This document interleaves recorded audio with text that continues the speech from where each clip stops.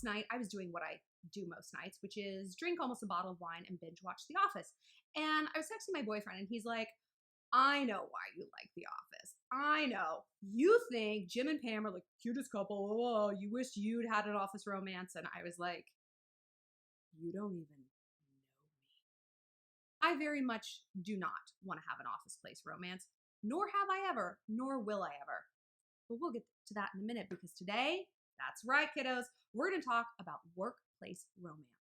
On the job flings, Ben and Jerry booty calls, office hookups, you know it. Because here's a fun fact 33% of Americans meet their spouse at their job. I think that's like a crazy high statistic. Like I was shocked when I heard that. But actually, it makes sense for a bunch of reasons. And let's break those down. But before we do, just want to give you guys a reminder that if you want to talk about your own workplace drama or non-workplace drama, something involving your boyfriend, your girlfriend, your best friend, your family, koalas, hand jobs, maybe a combo of all these things, hit me up on the Instagram. I'm sorry. Hit me up on the Instant Go app.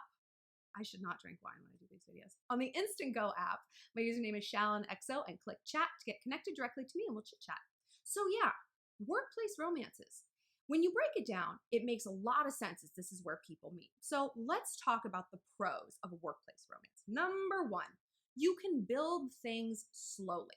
So many messages I get from you guys, it's like you're really unsure about the pacing of a relationship. Like you meet someone on Tinder and he wants to hang out right away, but like at midnight and like he's like love bombing you and oh, he's talking about the future and then he ghosts. Like it's really hard in this day and age to get a sense of what an appropriately paced relationship is, right? And I've said in the past, and a lot of people have, when it's right, it's easy. But when it's right, it's also not slow, but it's even. It's not these like crazy jagged spikes and like, oh, we have to spend all weekend together. And it's like, and then I'll talk to you later. You know, it's very even and it feels sane. So people need that. People need indicators that their relationship is appropriately paced. And at work, that's very easy because you're building on a friendship. Now, a lot of people think that that is the best kind of relationship to have, like one that's rooted in friendship. I personally, from my experience, disagree. I think, of course, you have to be friends with the person you're dating. Like, I'm always so offended when a guy just like ghosts or dumps me out of nowhere. Because I'm like, you know, at the root of this, I thought we were at least friends. You know, I thought you would at least treat me with a modicum of respect as though, even if you never want to sleep with me again, you could be like, I have friendish feelings to her and I'm going to treat her a little better. So of course that has to be present. But to me, lust is a very, very delicate thing. It's like a jar of smoke. I don't know why I use that example, but I also don't know why sexual lust happens. See? Okay, so it all ties together.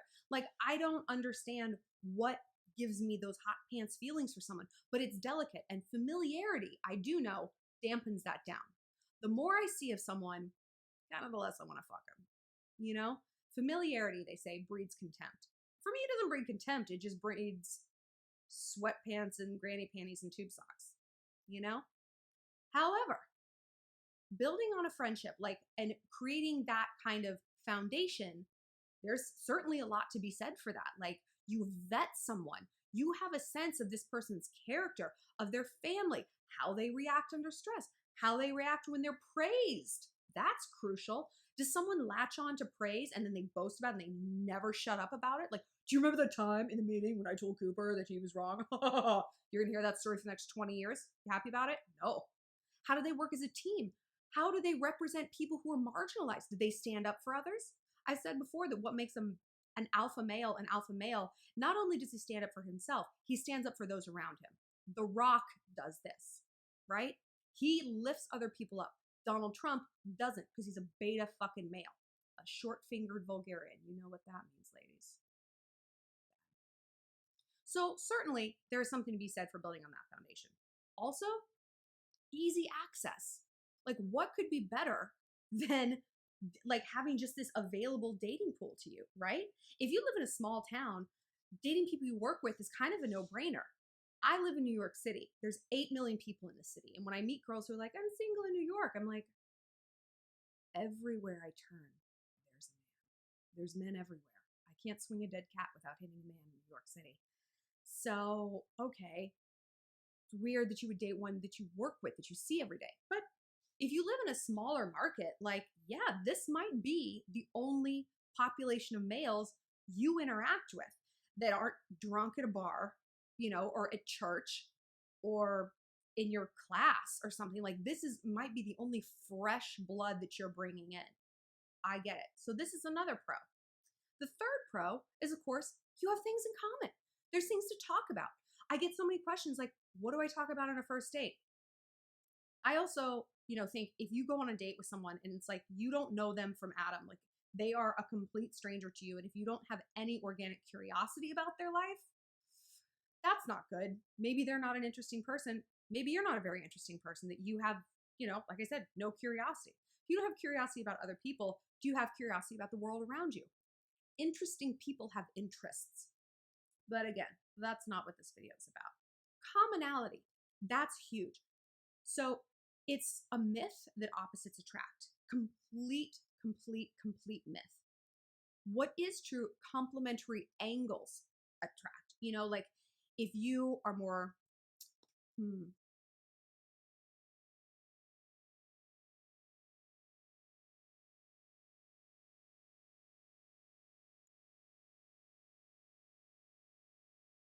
a total myth that opposites attract.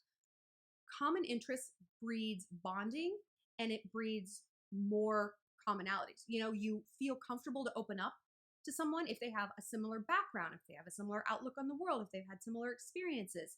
Certainly, if you see them in an environment where you have a bunch of built-in topics, right? Like, what could be better? You go out for drinks, there's a million things to talk about. Deb and accounting, your retarded boss Dylan, whatever. It's so easy. I'm sorry, I said a bad word. Sorry. Opposites definitely don't attract. You need similarities to promote bonding. Like, this is a psychological fact. And how many more similarities can you possibly have than someone you work with, right? Like, they can not only have similarities with you, they can empathize. They understand what that meeting was like because they were there. They can feel your highs and your lows because they're riding them along with you. So that creates a very powerful bond, surely. But let's talk about the cons. Now, obviously, a huge pro is convenience. I mean, it's great to just be able to go to work and like see your crush. Like, here they are. Like, I'm not in school anymore, so I don't just run into my crushes. Like, if I see the guy I like, it's because he's made a date with me and I see him, it's all very intentional. And I love boys. And every job I've ever had, like, my BFF at work or whoever it is, they're like, don't you think so-and-so's hot? Oh my God, he's so hot. Like, we should flirt with him. And I'm like, no, girl, I don't do that. That's right, guys. I hate workplace romances. I have never had one. I never will have one. You know why? Because while I am slutty, the one thing I am more than slutty, lazy.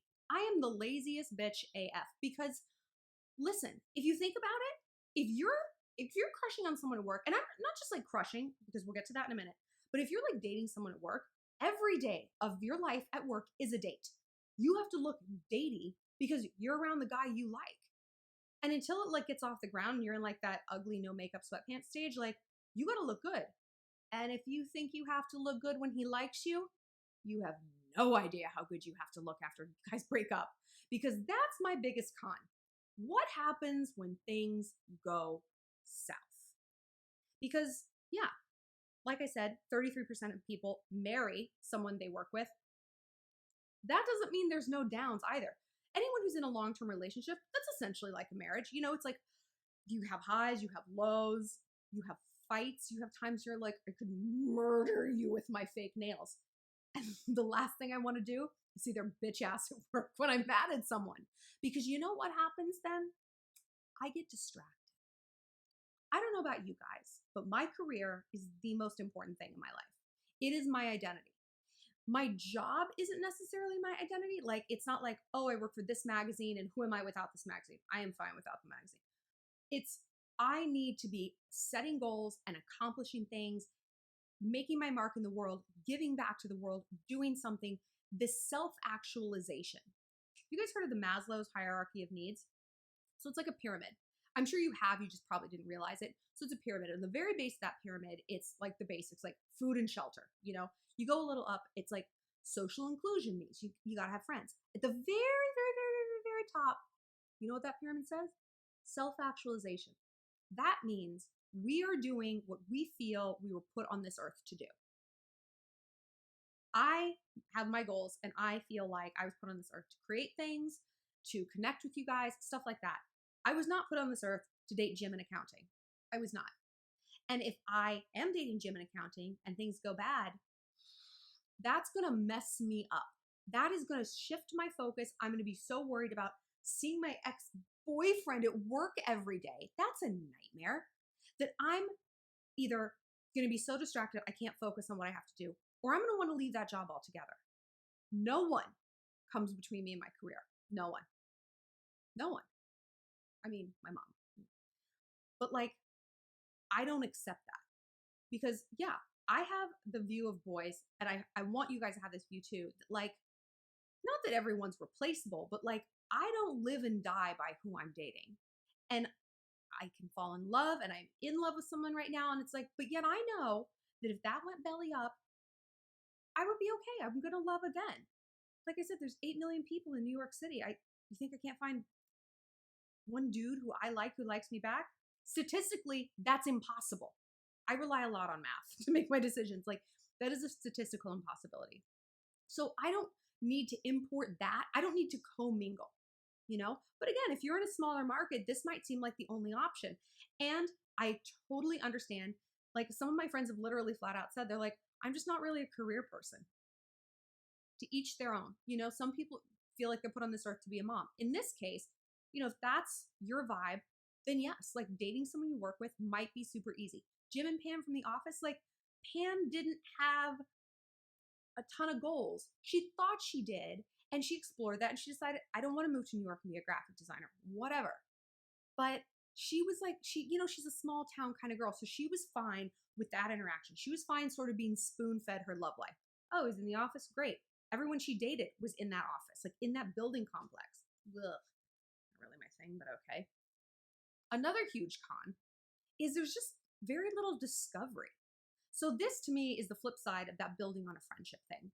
The thing I love about dating and why I'm, you know, if I break up with someone, obviously I'm heartbroken, but what I always look to get me through it is, wow, I'm going to go out and I'm going to meet someone else and I'm going to learn all these cool new things. I'm going to hear every story is going to be new. Every bit of history is going to be fresh. Like, all of their interests are going to be like so interesting and novel to me, you know? Sorry, phone's just in the way. And like, I like that. I like the discovery. That gets me going. That gives me the hot pants feeling for someone. If it's someone you work with all the time, little bit of low on discovery. And life is very long. If you've been in a long-term relationship, you know how much time you spend with that person. You got to really be interested in what they have to say, their opinion on something.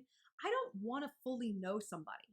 It's interesting that like that's become a requirement of a serious relationship. It's like, I don't know who he is. It's like, I mean, you should never 100% know who the other person is. How boring if you knew someone inside and out.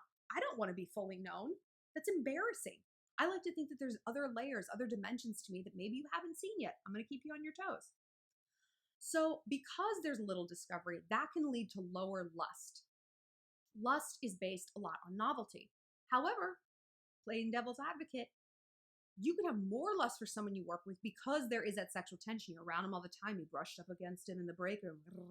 You know, like you could really have that going. How sustainable is that? Who knows? Lust is very contingent person to person. I am like, as I've said, a serial obsessor. So I will like love something, whether it's a song, a type of food, a type of LaCroix soda water, whatever it is. And I will have it obsessively and then be like, okay, no more, I can't. I love you, but I must go. I do it in that accent too, and it really helps to repel people because it doesn't make any sense. So for me, lust is a very, like, familiarity kind of kills lust for me. Also, this is a big thing, bioprogramming. Did you know we are biologically hardwired as women to select the most available male in any population size? Okay, what does that mean? What am I saying? That means it's something I call camp hot. Do you ever go to summer camp? I guarantee you, there was a boy at summer camp who you were obsessed with. Maybe everyone was. And he was probably like the hottest guy at your camp, but that doesn't mean he was hot comparatively to the rest of the world. You honed in on him because he was the best of what was available. Camp hot means a guy was like a 10 at summer camp. You put him in the real world, he's a hard 4. Okay? Maybe a drunk 5, but like that's it. And this is how it is in an office. We are hardwired to choose this person. Why? It's a survival instinct. Back in the caveman days, women needed a man. We needed a man to kill the wildebeest, skin them, make us clothes, keep the fire going while we nurse the babies, you know? So we picked whoever we felt was the most viable mate, the most viable male, and we're like, I love you now. But once you get out of that environment, it's like, who the fuck are you, Andy? Get out of here. Like the spell is broken. So step back and be like, do I really like Jim? Or is this some biopro? Is he camp hot? Is he office sexy? You know, and that's fine. Having a little bit of a crush honestly can get you through the workday for sure. But be careful not to let it run away with you, because I see this a lot with you guys. You're like, I like this guy at work and he's always flirting with me, but he won't speak to me outside of work. Oh, red flag. But when we're at work, he's calling me sweetie and giving me hugs. Girl, he's using you to pass the time. You're a boredom reliever. And that's fine if that's reciprocal. You know, a lot of us have that relationship. It's like, I flirt with you, you flirt with me. I'm going to put on a little bit of extra lip gloss for my shift today. Great. But if you're like catching feelings, you need to step back and be like, if he's not speaking to me outside of work, that's because he doesn't need me outside of work. I am a tool of my environment. That's it. There's a lot to think about. And yeah, like I said, overall, if workplace romances go bad, it could affect your career long term. Women are much more likely to be susceptible to this than men. When love goes wrong in a man's office, he doesn't quit. And he doesn't have to. Guys get to make the rules in society. And so, you know, if it comes down to you versus him, he might be in a little bit higher position of power. He might make more than you. This is also a principle. Guys make more money than women in the same position. Women make 25% less in the same position. Not cool. So if push comes to shove, the higher ups, we're probably also men, might be like, who are we going to keep, Jim or Pam? That might not work out so well for you.